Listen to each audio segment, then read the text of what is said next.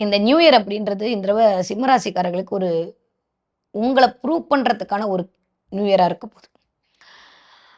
அஷ்டம சனி, அந்த சனி, இந்த சனி ஒண்ணுமே கிடையாதுங்க. 8ஆம் இடத்துல சனி இருக்கிறது அப்படின்றது திடீர் அதிர்ஷ்டத்தை உருவாக்கி குடுக்கும். அதுவும் குருவோட வீட்ல போய் சனி இருக்காரு.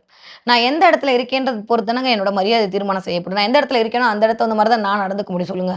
நான் இப்ப ஆஃபீஸ்ல இருந்தேன்னா, ஆஃபீஸ்ல ட்ரெஸ் போட்டு அந்த மாரி தான் உட்காந்துருக்கணும். இப்போ உங்களுக்கு பேட்டி குடுக்குறேன்னா, நான் இப்படி தான் இருக்கணும். வீட்ல இருந்தா நான் வேற மாரி இருக்கலாம்.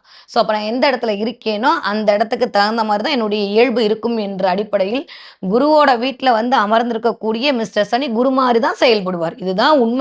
இந்த சூட்சமம் புரிஞ்சுக்கிச்சுன்னா, நீங்க எந்த இத பத்தியும் கவலைப்பட வேணாம். அப்ப கண்டிப்பாக இந்த தடவ திடீர் அதிர்ஷ்டத்தை சிம்ம ராசிக்காரர்களுக்கு உருவாக்கி குடுப்பார். நெறைய பெயர் புகழ் கிடைக்கும். நெறைய அந்தஸ்து கிடைக்கும். நெறைய உன்ன வுட்டா செய்ய ஆள் இல்லப்பா! அப்படின்ற மாரி உங்ககிட்ட குடுத்து வேல வாங்குவாங்க. உங்கள வந்து மேனிபுலேட் பண்ணுவாங்க. இதுவரைக்கும் உங்கள மதிக்காத பாஸெல்லாம் கூப்ட்டு, இந்தாப்பா, இந்தாப்பான்னு உங்ககிட்ட குடுப்பாரு. ஆனா சம்பளம் உயர்ந்துச்சான்னு கேட்கக்கூடாது என்கிட்ட. அதெல்லாம் கிடையாது. பிம்பிளிக்கா பிலானே தான். ஓகேவா? வேல மட்டும் தான் இருக்கு. ஓகே. வேல, பேரு, புகழ் தான்.